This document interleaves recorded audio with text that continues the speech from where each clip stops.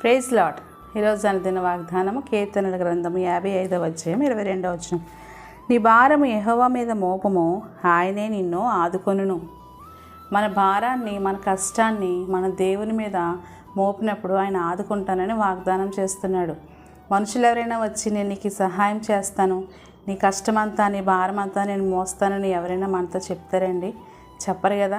కానీ ఇక్కడ దేవుడు మనతో ఏం మాట్లాడుతున్నాడంటే, నీకున్న ప్రతి భారాన్ని, నీ ప్రతి అవసరతను, నీ కష్టాన్ని నా మీద నువ్వు మోపి విడిచిపెట్టు, నేను నిన్ను ఆదుకుంటాను, నీ ప్రతి అవసరతను నేను తీరుస్తాను, నీ శ్రమలో నేను నీకు తోడై ఉంటాను, నువ్వు నన్ను మహిమపరుస్తావని ఇక్కడ దేవాది దేవుడు సెలవిస్తున్నాడు.